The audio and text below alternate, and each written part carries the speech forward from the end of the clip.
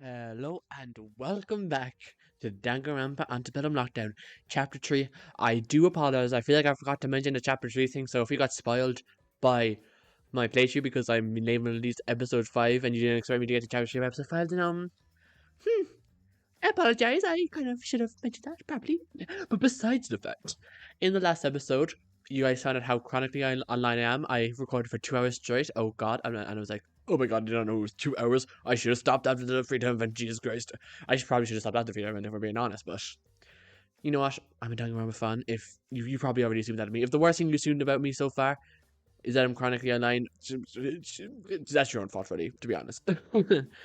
But to get back on track to whatever track we were on, I think the track so far has been non-existent over the last 7 episodes. But besides that, in the previous episode, we started with doing with Asmini's breakdown in the interrogation room.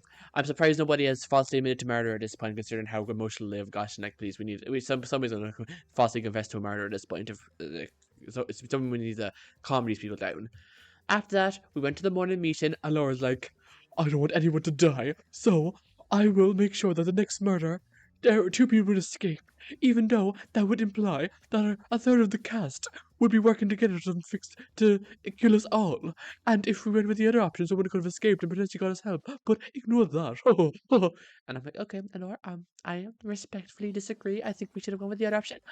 But we survive. We move on. Well, we survive. Someone's gonna die in a couple of days, so it's very generous because in the situation.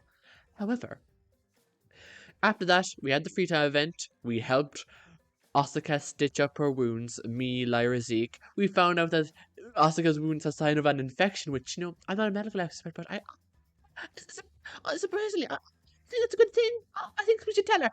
And Zeke and I were like, listen, we're not going to tell her to not scare her, even though it could be a life-threatening injury, and we probably should tell her because she could die at any moment, but we're not going to tell her. And I'm like, cool. So Asuka could just die at any moment, as far as I'm concerned. Then we had the midnight meeting, and Asuka slapped Zeke in the face because, oh yeah, I kind of moved past this.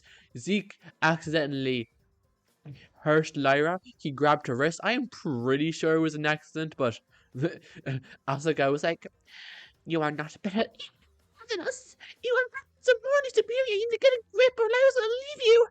And Shinku just sat there in the background trying to ignore the very big hypocrisy coming from Asuka's words. But Shinku saw what she did to Zeke, and Shinku did not want any part of that coming at him, and I don't blame him.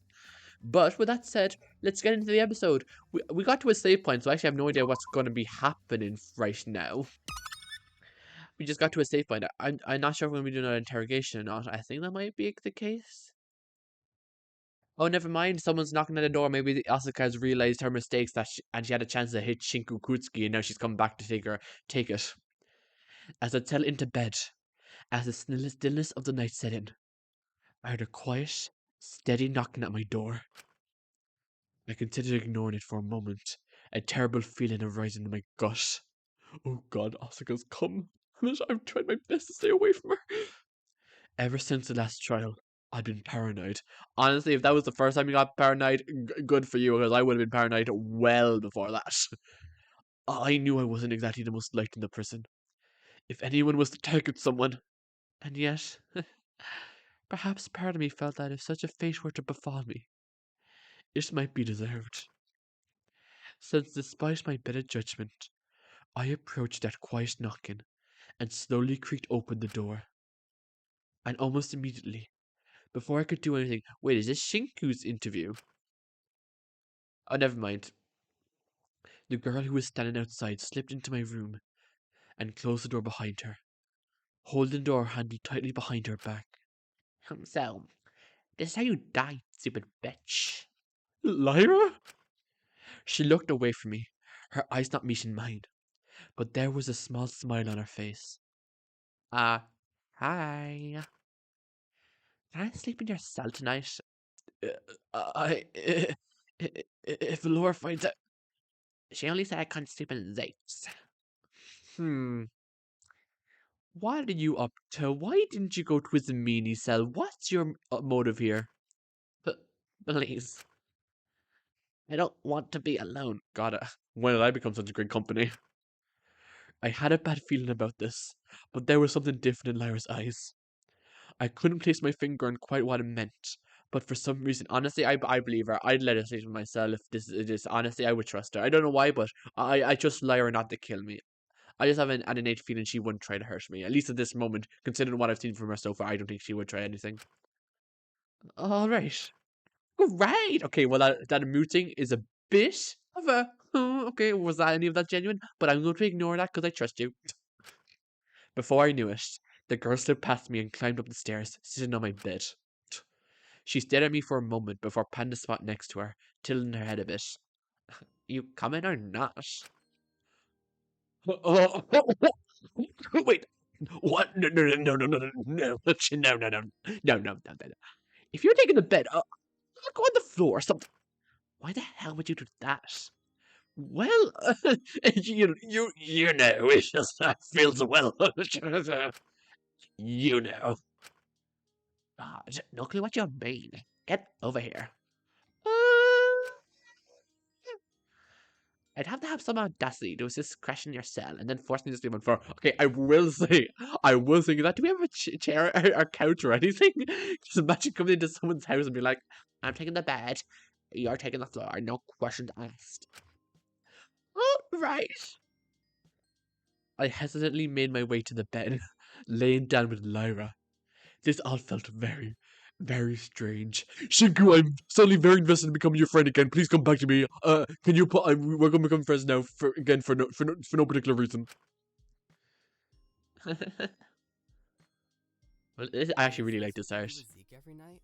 Oh god, I was so used to Chico Rompa that I forgot these CGs would be voiced. Whoops. But I stand by what I said. This art is very pretty. Why do you care? I guess it's nice, not being alone. It's very easy to feel alone here. How can you possibly feel that way? You're surrounded by people constantly. Funny, isn't Uh, it? I mean, you weren't always alone. yeah, I had a boyfriend, and then he died. Then I had a girlfriend, and then she died. And then I had a best friend, and then now she hates me. So, you know, things haven't been going up Shinku for a while. You had your cool Molly. Is. She just said what I said, but in a very more vague manner. But even those days when you were surrounded by so much love, did you ever really feel fulfilled? Guess I've never really thought about it. I just feel like something is missing now. I've always felt like something has been missing ever since I got here. I kept trying to fill in that hole with others, but... Did it work? No. It just made me feel more lonely in the end. Lyra's gaze stayed on me. It was like she was expecting me to say more. And with that expectation on me, something was forced out of me that maybe I hadn't even realized myself. The only time I really felt like things were going to get better wasn't when I was trying to fill that hole. It was when I met Molly. Not Maiko. When I met Molly. When we promised to grow together, when we tried to make something new. It was scary, it was imperfect, but that night, before she died, I really thought that we could... How on earth am I meant to feel like I have the right to grow when she never got the chance to? I hardly have the right. When Mint died, I couldn't forgive myself. But you didn't have anything to... I couldn't forgive myself for being alive instead of him, but someone like me, someone who's got nothing waiting for them out there, survived over someone who had so much left for him. I tried to just double down, hope if I was careless enough that I'd get what was coming to me, get what I deserve. But I realize now how stupid thinking like that really is. I wasn't doing anything but making excuses for myself. I guess I can't blame myself, it was easiest. But he'd hate me for living like that. In the end, it was only up to me to make my life something worth something. To become someone who deserved to keep living when he couldn't, live the life he never got the chance to. I can tell myself all I'd like that he'd be judging me or pretend I don't deserve that chance, but in the end I can never know what anyone wanted me to be. Only I can really decide what to make of my life from here. Only you can too. I think at this stage people would be upset if I gave myself that chance, if I treated myself with that much grace. I owe it to Ismini to be alone for breaking her trust. You owe it to Ismini to do better. You owe it to everyone you've lost. Hell, you owe it to yourself. I don't even know where to start to make things right. What's even left for someone like me? I can't answer that for you. Hell, I don't really know what's left for someone like me. I guess I'll just have to find out. And if it's somehow worse? Then at least I gave it a try. At this stage, I feel like I'd have to do something drastic to make up for anything. I don't even know how I could even start to get better without somehow pushing someone down again, using them to fill in the gaps left by someone else. I don't even mean to, it just happens, it just... Well, if you're so convinced you can't change, if you think there's no way you can make it up to anyone... Okay, why did the music stop? I was going to have some thoughts that after this scene ending, because I thought it was going to be sweet forever, but is it going to continue being sweet, or or is Zara going to pull a knife out on us? Then kill me.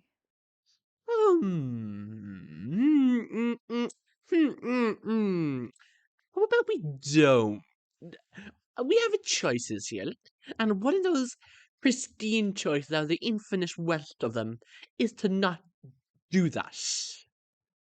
No, I don't think I will. Yeah, what I was gonna say was once the scene ended was I really liked how Shinku said that the one time he felt like he was starting to turn better was when he quote unquote met Molly, because I haven't really talked about the previous chapters that much in this playthrough, but what I really enjoyed about Molly and Shinku's relationship in the chapter 2 was that even though a majority of it was Shinku helping Molly get through her attempt and help her see that she can become a better person, and most of it was conventionally Shinku helping Molly.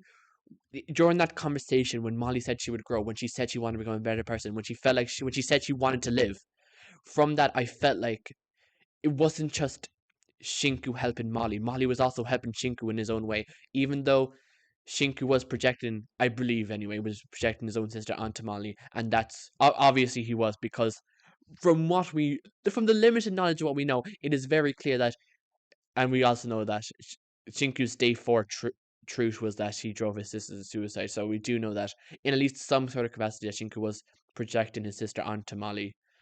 But despite that, the two of them having all those flaws helped each other, both helped each other, which is why I really enjoyed the relationship, and that's why I'm just really glad that Shinku was able to realize that, even if it was just now or back then, I'm really glad he was able to notice that they were both helping each other. And a part of me and also something that happened in chapter 2 was there was a conversation with Fu where Shinku and Fu were talking, and it was something like Fu called Shinku out on using Molly to try and make up for the past with his sister. But then Shinku, I'm not sure if Shinku snapped back with it or not, but I just noticed it, that Fu was doing the exact same thing with Takiko, even in the trial and in chapter 1. I feel like Fu was trying to use Takiko to make up for his daughter Chan. And a part of me wonders if Takiko in some weird way was helping Fu become a better person too.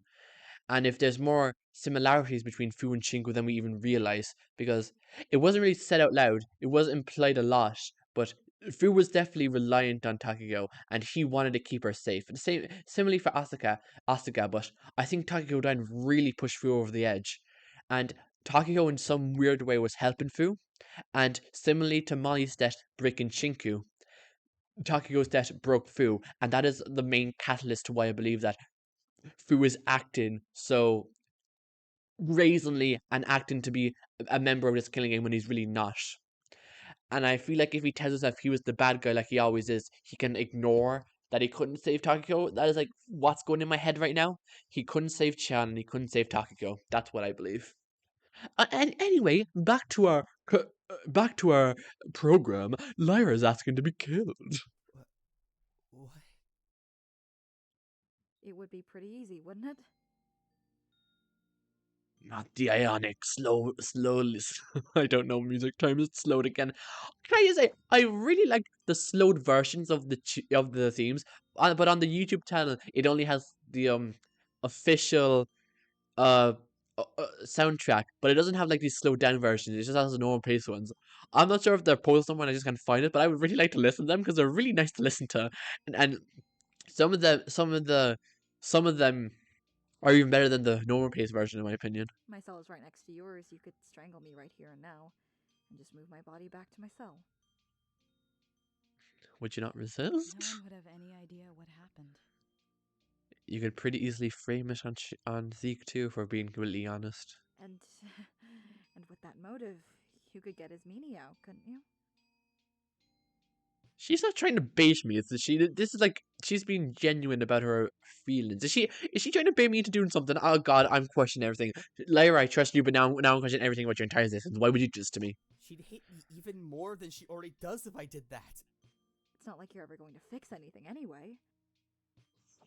At least this way you'll give her a chance to live her life fully. I suppose I've already broken her trust. Shinku, calm down. If this would shatter it fully, it would save her, wouldn't it? Because we know that Allure has handcuffs, and we do know there's a part 2 to this chapter. I would be so surprised if this is the end of part 1, because part 1 on the YouTube channel is like only 3 hours. There's no way.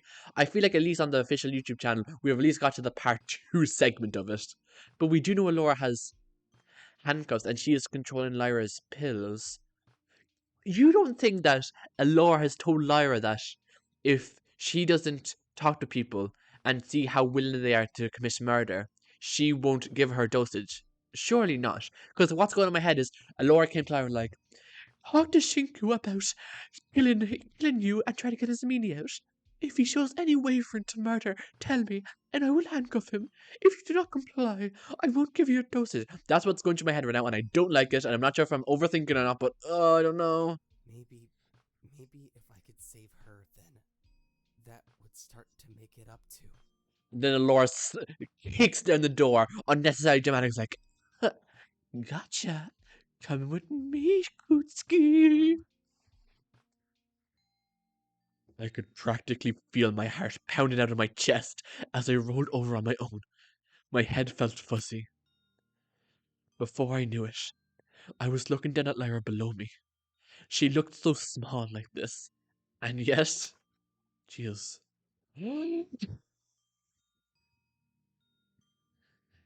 Despite the resignation in her expression, there was something terrifyingly defiant in her eyes as her sharp gaze met mine. It felt twisted, really. Like I was a predator, a fox, shaking as it looked at the eyes of its prey, stronger than I could ever be. Noticing my hesitation, she spoke to me. Is this your first time? Okay, I did not need to know that. I did not need murder to add to your resume as of crimes. How could you be so calm? I actually kind of like this. Okay, wow. Way to ruin the mood, Lyra. I guess I assumed you'd have experience. Okay. But you're so shaky. Anyone would be. You've done it before, haven't you? I can see it in your eyes. I'm not the first, am I? That's not just fear. That's guilt, isn't it? I did it once before, in a way. With who? Molly. I smothered her just as much as Takiko did. All that coddling, all that thinking I knew better than her. Maybe if I'd let her take those steps sooner, she'd have been honest earlier. She'd have admitted it earlier. She'd have a chance to explain why she... A chance to stop that resentment from building. I just thought I knew best. But in the end, I'm part of why she's dead now. I deserve this pain I'm feeling now. I feel so much guilt. Not even just with Molly, but also with... But even knowing that, I still want to be happy despite everything, despite how selfish and undeserved that is. It sounds awful, I know, but... Is that so? Shinku's arms around her neck this entire conversation, and it's very awkward or so. If someone just walks in, that is gonna look so bad. Those awful blue mirrors of hers did not move from mine, reflecting a horrible coward that I just couldn't stand the sight of. I wanted to shadow them more than anything in the world. I hate you so much. I hate you so much. For having the strength to stop being a coward, to be a better person. Having what I could never have. I want you to be miserable. I want you to feel like I do now. What? What am I doing? Am I sane? What am I? Do you think she felt like that too? As she said that, all of the sense that I'd lost suddenly snapped back into place.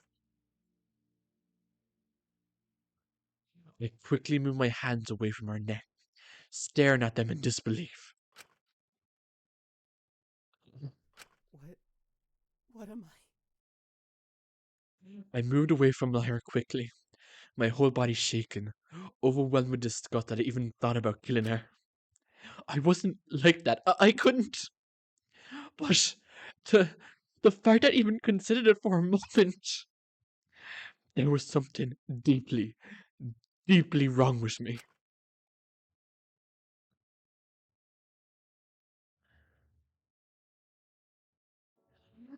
I, I sat on the cold floor of my bedroom. I could hardly breathe. It was practically hyperventilation. My mind moving at 100 miles per hour. I looked up to her. She looked just as calm as ever. There's a million things I wanted to say, but the only thing that came out was... Please kill me. What? It's my turn to be suicidal. Lyra, there is something deeply wrong with me. If you don't do it, I'm just going to hurt more people. I'm awful. I can't be normal, Lyra. I can't be trusted. Just stop me. Stop me before I do something that'll ruin everyone. I couldn't possibly do that, and you know it. What? Why not? I'm awful, please! The fact you couldn't go through with it shows you're not entirely a lost cause. You're not ready to completely throw away your life. So take that part of you that couldn't do it, that couldn't be completely awful, and put in the work to change, goddammit! You're right. I know. I'm just scared. What would you have done if I was at that point? If I could do that? I guess at least I gave it a try. I need to change. I can't keep going like this. Only just figuring that one out. Been 6-1, Jinker, come on. I did before, but this was a bit of a wake-up call. I think we all need one sometimes. Last trial, when Takiko was talking about changing herself and just being a replacement for others, I guess... I don't know. As I said earlier, it just hit a little close to home. I'm so used to twisting myself into whatever will get me what I want that I don't even really know who I am anymore. I think there's something wrong with me, too. Don't throw away your life either, Lyra. You're stronger than I'll ever be. You couldn't even think about hurting me either, even when I was begging you. Why is that? Why are you being so patient with me? No one in this prison would blame you if you hurt me. You could have gotten yourself and Zeke out. Why are you giving me so much grace here? I don't know. I guess I just wish that's what I got back in the day.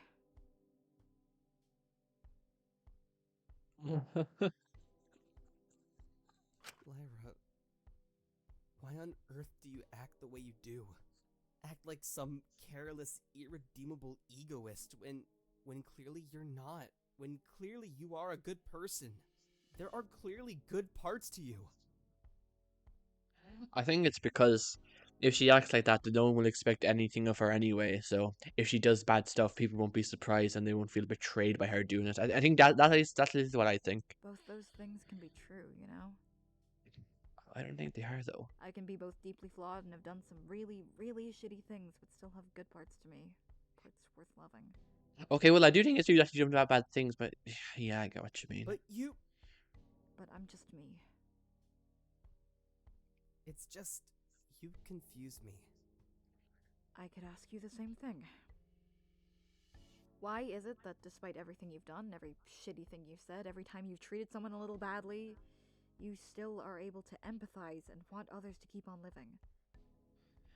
I mean, I feel like after the pain when he lost his sister, because even if he drove his sister to do something so vile, I do think the pain he felt was real, and despite him not liking some people, I don't think he wants other people to experience the same pain that he felt when Akari died. That's what I think about that question. That's part of being human. Everyone's got good and bad parts to them. I'm just human.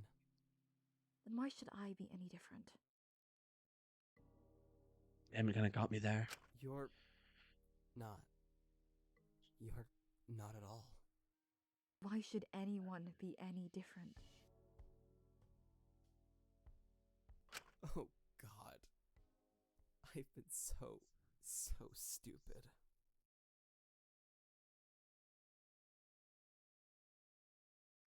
If I wasn't so much of a coward, I think I would have killed myself that night. This whole time, I've been so selective about grace, about seeing people in black and white when really, we're all deeply flawed creatures, all deeply drenched in the grey. And maybe, even if I hadn't done it until now, I could reach into that grey and embrace people for what they were, not ignoring their flaws, but not condemn them entirely for their mistakes either. I could earn the right to get a hand extended to me once more. That night I spent, weak and vulnerable, and confessing everything to Lyra, was the first night in a long time that I lived not as the ultimate crime novelist, but as a human, as Shinku, as messy, as a person he might be. Yeah, you know what? I've been sitting here for like 2 minutes pondering if I want to end the episode. It's a little bit on the short side, but you know what? I was like, screw it. Let me be lazy. Let me record a 30-minute episode. After yesterday's time, I need to get some grace and I need to start acting like I'm not on the internet all day. Like, I need some grace here, people. Overall, it balances out. Long episode, yesterday, short episode. It's fine.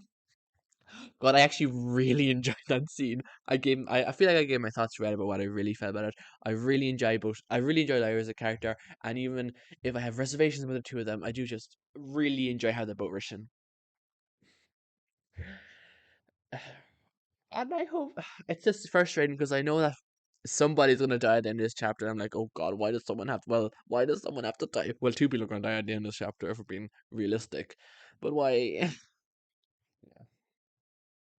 I just realized that the entire episode is gonna be that one scene. Went on for a while longer than I expected, but it was a really good one. So who cares? But yeah, I've really enjoyed today's episode. It was very interesting to watch and play. I'm not watching. You guys are the ones who are watching. I'm reading and play it. But yeah, I really enjoyed it, and I really think it really shone a light on how the two of them act. And I really hope that the wake up call Lyra got will really help skyrocket her into becoming a better person. But with that said, there's nothing else for me to say. I hope you enjoyed this episode, albeit it was a bit shorter than usual ones. Bye bye.